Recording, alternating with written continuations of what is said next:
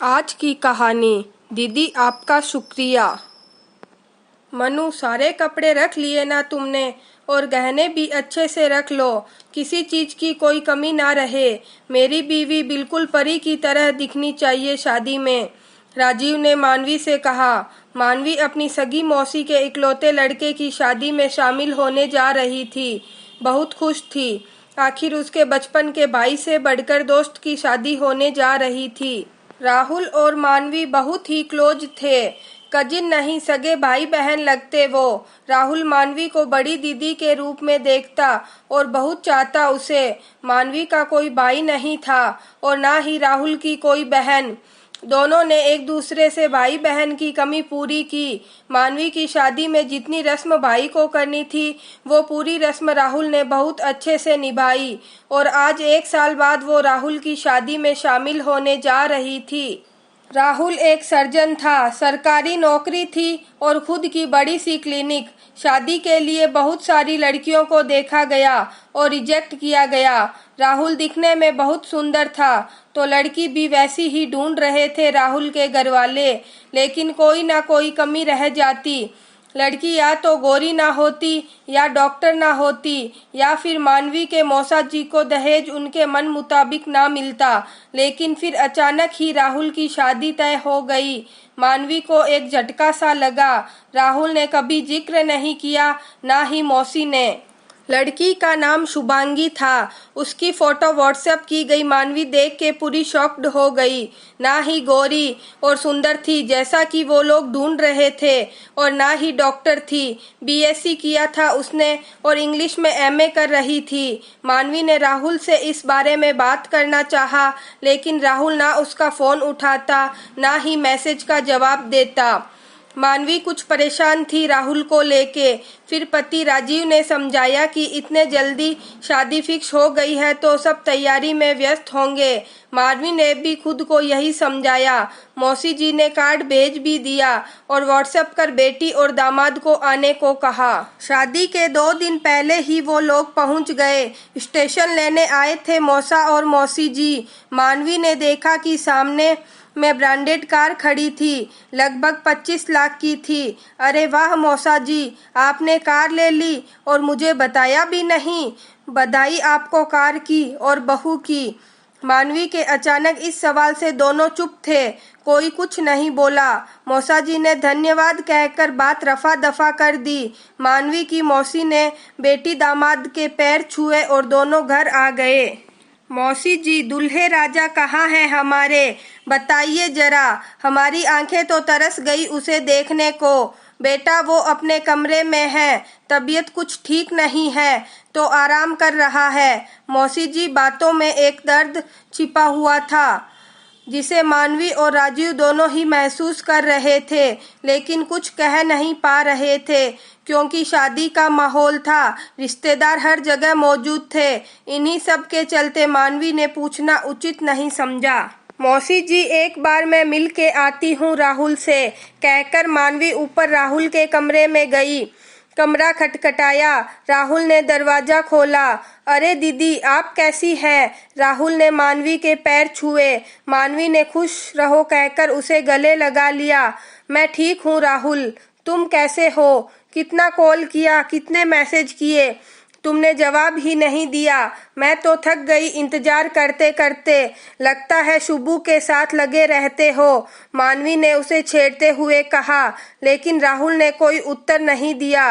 वो बस चुप सा बैठा था। राहुल, क्या हुआ है तुझे? सब ठीक है ना? तुम ठीक हो ना? कुछ हुआ है तो बताओ। मैं मौसेरी बहन ही सही, लेकिन तुम्हारे लिए सबसे लड़ जाऊंगी। नहीं दीदी, ऐसा कुछ नहीं, सब मेरी मर्जी से ही हो रहा है। आप चिंता ना करें। इतने जल्दी शादी तय हो गई तो थोड़ी घबराहट हो रही।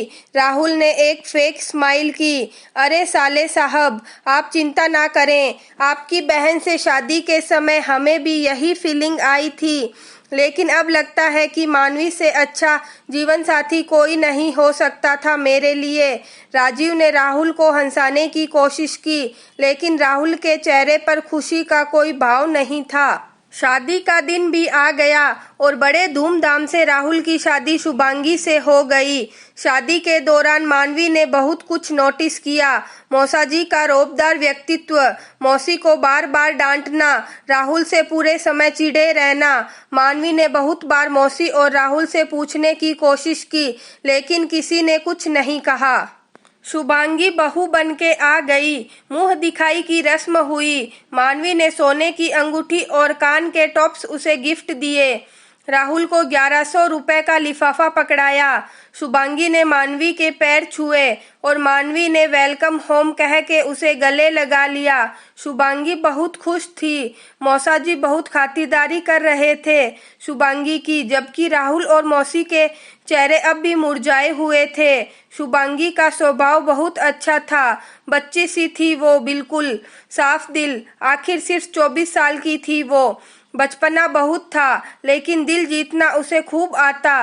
मानवी और राजीव का दिल उसने अपनी बातों से ही जीत लिया। शुभांगी को राहुल के कमरे में छोड़ने खुद मानवी गई।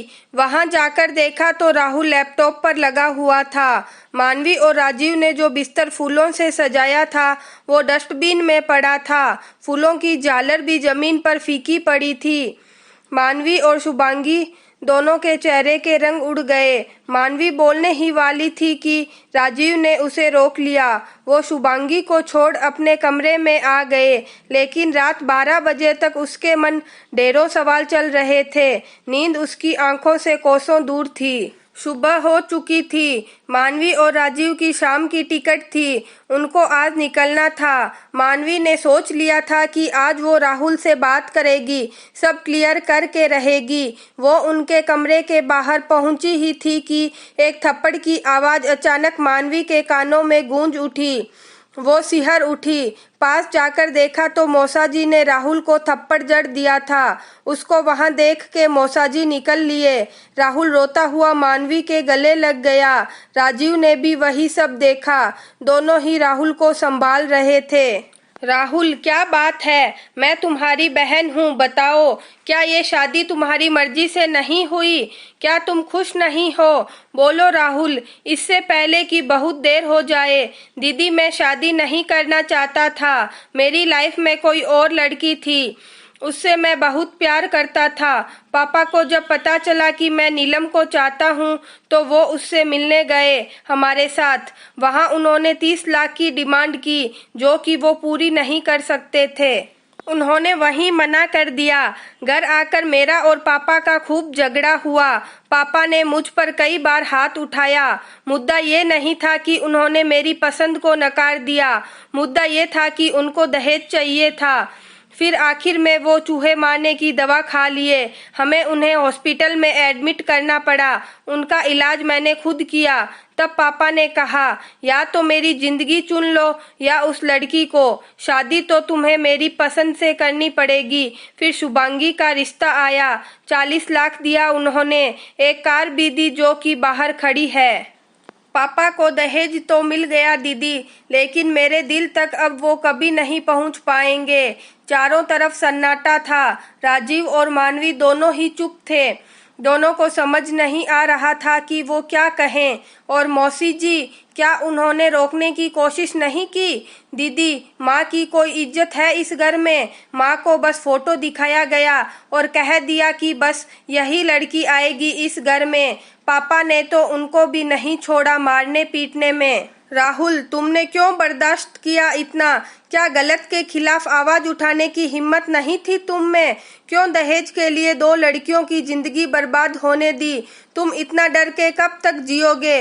अगर तुमने मुझे पहले ही ये बात बता दी होती तो आज नीलम साथ होती तुम्हारे, मैं साथ देती तुम्हारा। उसे पत्नी का सम्मान, वो दर्जा जरूर दूंगा। और अब सबसे पहले ये दहेज का सामान मैं वापस करने जा रहा हूँ। इसे रखकर मैं शुभांगी का अपमान नहीं करूँगा। और राहुल वहाँ से चला गया। मानवी के चेहरे पर चिंता का भाव अब नहीं था। वो दोनों अब अपने घर जा चुके थे।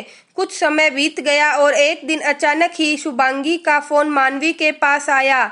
नमस्ते दीदी, मैं शुभांगी, कैसी हैं आप? दीदी बहुत कोशिश की, शुरू से पापा ने मुझे इतना दबा के रखा, आज तक अपनी पसंद का कुछ नहीं किया मैंने। मेरी जिंदगी में मेरा कोई हक नहीं, मेरी ख्वाहिश, मेरा सपना, मैं एक सिंगर बनना चाहता था, सबका खून कर दिया उन्होंने।